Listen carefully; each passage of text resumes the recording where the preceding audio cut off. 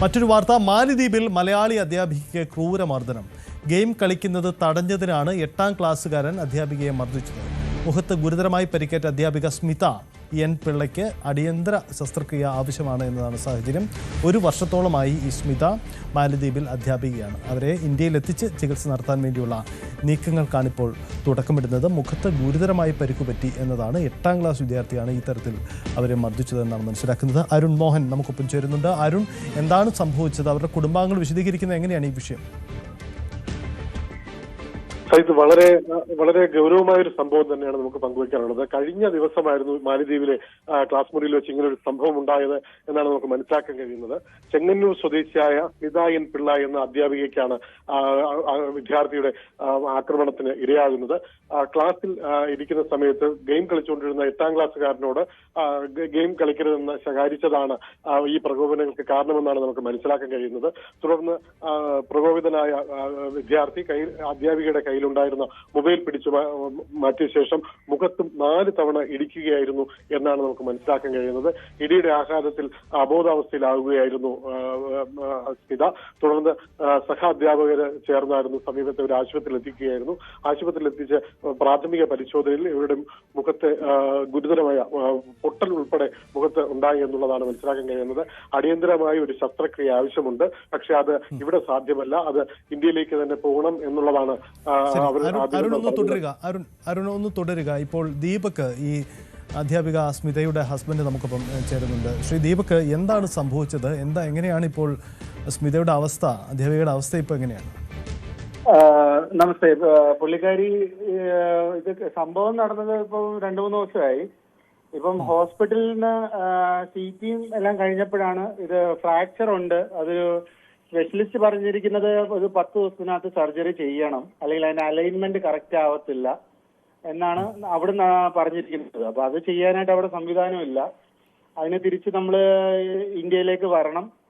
അപ്പം അതിനുവേണ്ടിയാണ് നമ്മളിപ്പോ നിൽക്കുന്നത്. അപ്പൊ പുള്ളിക്കാരി അവിടെ നിന്ന് നമുക്ക് തിരിച്ച് എത്രയും പെട്ടെന്ന് നാട്ടിലേക്ക് വരാൻ വേണ്ടിയാണ് നിൽക്കുന്നത്. പക്ഷേ ഈ സംഭവം നടന്ന് ഈ നിമിഷം വരെ ആയിട്ടും ഈ അവരുടെ സ്കൂളിന്റെ ഭാഗത്തു നിന്നോ അല്ലെങ്കിൽ മിനിസ്ട്രി ഓഫ് എഡ്യൂക്കേഷൻ മാൽദീവ്സിന്റെ ഭാഗത്തു നിന്നോ പുള്ളിക്കാരിയുടെ ലോക്കൽ ഗാർഡിയനായ എനിക്ക് ഒരു ഇമെയിലോ അല്ലെങ്കിൽ ഒരു ഫോൺ കോളോ ഒന്നും തന്നെ ഇതുവരെ വന്നിട്ടില്ല. അതാണ് ഇപ്പോഴത്തെ ഒരു സ്റ്റാറ്റസ് ആയിട്ട് നിൽക്കുന്നത്. താങ്കൾ കുടുംബസമേതം നിങ്ങൾ മാലദ്വീപിലാണോ ജോലി ചെയ്യുന്നത്? അല്ലല്ല, വൈഫാണ് മാലദ്വീപ്സിലുള്ളത്. ഓക്കെ. ഇത് നമ്മുടെ ഇന്ത്യൻ എംബസി വഴി ഏതെങ്കിലും തരത്തിലുള്ള ഇടപെടൽ അങ്ങനെ നടത്തിയിട്ടുണ്ടോ? അതെ, നമ്മൾ ഹൈ കമ്മീഷണർ ഓഫീസുമായിട്ട് ബന്ധപ്പെടാൻ സാധിച്ചായിരുന്നു. അതിനുശേഷം ഇന്ന് സുരേഷ് ഗോപി സാറ് അദ്ദേഹം മാലദ്വീപ്സ് ഹൈ കമ്മീഷണറുമായി ബന്ധപ്പെട്ടു. അപ്പൊ അദ്ദേഹത്തെ വിവരം ധരിപ്പിക്കുകയും കാര്യങ്ങളെല്ലാം സംസാരിക്കുകയും ചെയ്തിട്ടുണ്ട്. അപ്പം അത് വേണ്ട ആക്ഷൻസ് എടുക്കാമെന്നാണ് ഹൈ കമ്മീഷണർ ഓഫീസിൽ നിന്ന് പറഞ്ഞിരിക്കുന്നത്. അപ്പൊ ഇത് അവർ പോലീസ് കേസുമായി ഇത് മുന്നോട്ട് തന്നെ പോകും എന്നാണ് ഹൈ കമ്മീഷണർ ഓഫീസിൽ നിന്ന് ഇപ്പൊ നമുക്ക് കിട്ടിയിരിക്കുന്ന ഇൻഫർമേഷൻ. ഈ 8ാം ക്ലാസ്സുകാരനാണ്, അങ്ങനെയെങ്കിൽ അത് മൈനറാണ്. ഇത് ഈ കുട്ടി ഇന്ത്യക്കാരനാണോ കുട്ടി, അതോ അവിടെ മാലദ്വീപ് സ്വദേശിയാണോ? അങ്ങനെയുള്ള ആ സ്കൂളിന്റെ ഒരു സ്വഭാവം എന്താണ്? ഇത് മാലദ്വീപ്സ് സ്വദേശി തന്നെയാണ്. ഇവിടുന്ന് ഈ മാലദ്വീപ്സ് മിനിസ്ട്രി ഓഫ് എഡ്യൂക്കേഷൻ ആണ് ഇന്ത്യയിൽ വന്നിട്ട് റിക്രൂട്ട്മെന്റ് നടത്തുന്നത്. ഇന്ത്യയിൽ നിന്ന് ഓൾമോസ്റ്റ് ഒരു 2000-ഓളം ടീച്ചേഴ്സ് തന്നെ ഉണ്ട് മാലദ്വീപ്സിൽ. അത് എനിക്ക് തോന്നുന്നു ഓൾമോസ്റ്റ് ഒരു 75% മലയാളി ടീച്ചർമാരാണ്. പക്ഷെ അവിടുത്തെ ഒരു കൾച്ചർ എന്ന് പറഞ്ഞാൽ ടീച്ചേഴ്സിന് ഒരിക്കലും സ്റ്റുഡൻസിനെ വഴക്ക് പറയാനോ അല്ലെങ്കിൽ അടിക്കാനോ ഒന്നും പറ്റില്ല. അപ്പൊ നമ്മള് ടീച്ചേഴ്സ് വളരെ ഫ്രണ്ട്ലി ആയിട്ട് തന്നെയാണ് സ്റ്റുഡൻസിനോട് ഇടപെടുന്നത്. പക്ഷെ ഈ കുട്ടികൾ ഭയങ്കര അരഗന്റ് ആണ്.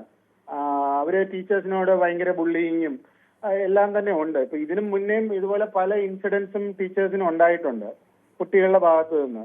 അപ്പൊ ഇങ്ങനെ ഒരു ഇൻസിഡന്റ് ഉണ്ടാകുമ്പോൾ സാധാരണ മിനിസ്ട്രി ഓഫ് എഡ്യൂക്കേഷൻ എടുക്കുന്നത് ഈ ടീച്ചേഴ്സിനെ അവിടെ നിന്ന് പറഞ്ഞു വിടും. അതായത് നിങ്ങൾ അവരാ പ്രശ്നം അവിടെ വെച്ച് ഇത് ചെയ്യാനേ നോക്കത്തുള്ളൂ. ഇതൊന്നും പുറത്തു വരാത്തതുകൊണ്ടാണ് ഇതൊന്നും അറിയാതെ ഇവിടുന്ന് പിന്നെയും ജോലി അന്വേഷിച്ചു പോകുന്ന ആളുകള് വീണ്ടും ഇതുപോലുള്ള സ്ഥലങ്ങളിൽ പോകുന്നത്. എന്തായാലും എൻവയോൺമെന്റ് തന്നെയാണ് അവിടുത്തെ സ്കൂളുകളെ. കുട്ടികളാണെങ്കിലും അവിടുത്തെ ലോക്കൽ ടീച്ചേഴ്സ് ആണെങ്കിലും.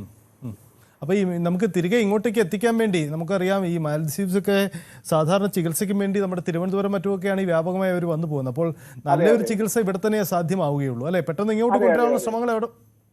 അതെ, ശ്രമങ്ങൾ നടത്തുകയാണ്. ഇപ്പൊ ഈ സർജറിക്കാണെങ്കിലും നല്ല കോസ്റ്റ് വരും. നമുക്കറിയില്ല എത്രയാവും. അത് ഇനി ഡോക്ടറെ കണ്ടിട്ട് തീരുമാനിക്കണം എന്താകും എന്നുള്ളത്. അത് തിരിച്ചെന്തായാലും ഇവിടെ വന്നേ നമുക്ക് ചെയ്യാൻ ഒക്കത്തുള്ളൂ. അപ്പൊ എത്രയും പെട്ടെന്ന് പുള്ളിക്കാരി വരണമെന്നാണ് നമ്മൾ ഇരിക്കുന്നത്. അപ്പൊ ഇന്ന് പുള്ളിക്കാരി പുള്ളിക്കാരിയുടെ ഐലൻഡിലേക്ക് വരും.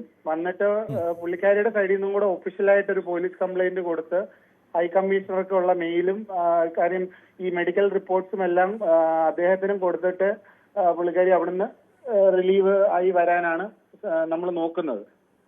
ശരി, വളരെ നന്ദി ദീപക് പ്രതികരിച്ചതിന്. അരുൺ മോഹൻ തുടരുന്നുണ്ട്. അരുൺ, നമുക്കറിയാം അദ്ദേഹം ഈ ദീപക് സൂചിപ്പിച്ചതുപോലെ മലയാളികളടക്കം നിരവധി അധ്യാപകർ ജോലി ചെയ്യുന്ന ഇടമാണ്. നിരവധി നമ്മൾ തൊഴിൽ അന്വേഷകരായി പലരും എത്തുന്ന സ്ഥലം കൂടിയാണ് അവിടെ.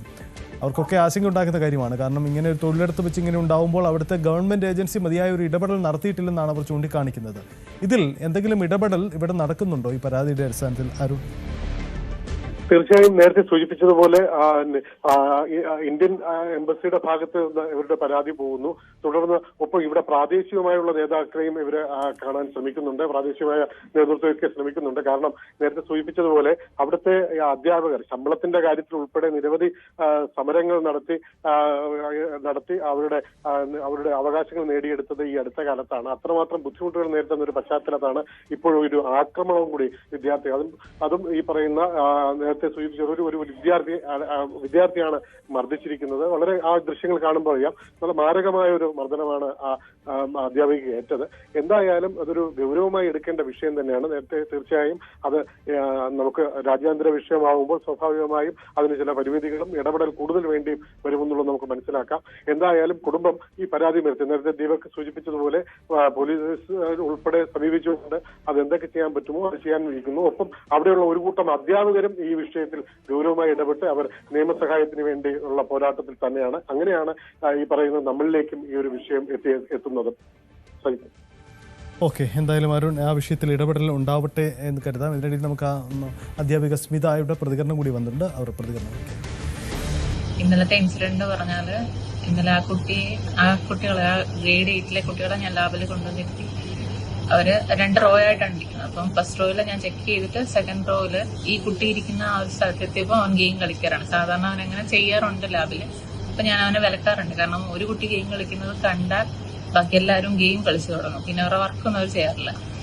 അപ്പൊ അവൻ ഗെയിം കളിക്കുന്നത് ഞാൻ വിലക്കാറുണ്ട്. സാധാരണ അത് കഴിയുമ്പോൾ ഞാൻ വീണ്ടും അടുത്ത റൗണ്ടിന് പോയിട്ട് വരുമ്പോൾ അവൻ വീണ്ടും മിക്കവാറും ഗെയിമിൽ തന്നെ ആയിരിക്കും. അപ്പോഴും ഞാൻ ക്ലോസ് ചെയ്തിട്ട് പോകാറാണുള്ളത്. ഇന്നലെ അതുപോലെ ഞാൻ ചെന്നപ്പോൾ ഗെയിം കളിക്കുകയാണ്. ഞാൻ ചെന്നപ്പോൾ മോട്ടർ ഓഫ് ചെയ്തു.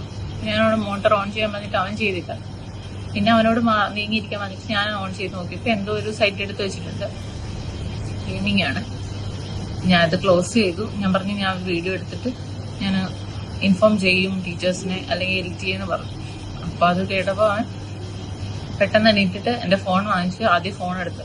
അപ്പൊ ഞാൻ ഈ ഫോൺ എടുത്തെറിഞ്ഞ ഇതില് ഞാൻ ഫോൺ പൊട്ടിയോ എന്നുള്ള ഇതില് ആ ഒരു സൈഡിലോട്ട് നോക്കുന്ന സമയത്തിന് ഇവനെ പഞ്ച് ചെയ്ത് കഴിഞ്ഞു. പഞ്ച് ചെയ്തപ്പോ എനിക്ക് പെട്ടെന്ന് എവിടെ നിന്നാണ് ഈ ഇടി കിട്ടിയതെന്ന് എനിക്ക് വരുന്നില്ല. അപ്പൊ എനിക്കൊന്നും ചെയ്യാൻ പറ്റുന്നില്ല, സ്റ്റക്ക് ആവുന്നില്ല. അതിനോടിടയ്ക്ക് അവൻ ഒരു 3-4 ഇടി എന്റെ മൂക്കിൽ ഇടിച്ചു. പിന്നെ ഞാൻ പെട്ടെന്ന് തിരിഞ്ഞപ്പോഴത്തേക്ക് തലയുടെ ബാക്ക് സൈഡിലും മുടി പിടിച്ച് വലിച്ചിട്ട് 2-3 ഇടി ഇടിച്ചു. പിന്നെ ഞാൻ അവിടെ നിന്ന് 3-4 ടീച്ചേഴ്സ് ഉണ്ടായിരുന്നു. അവരാണ് എന്നെ വലിച്ച് പുറത്തോട്ട് കൊണ്ടുപോയത്. ഞാൻ ആകെപ്പാടെ സ്റ്റക്കായിപ്പോയി. അത്രയും 4 ടീച്ചേഴ്സും അവിടെ ഉള്ളത് കൊണ്ടാണ് ഈ ഇൻസിഡന്റ് ഇതിൽ അവസാനിച്ചത്. അല്ലെങ്കിൽ അതിലും മേലെ പോയേനാ ചിലപ്പോ. കൂടുതൽ വാർത്തകൾക്ക് News 18 Keralam YouTube channel subscribe ചെയ്യുക.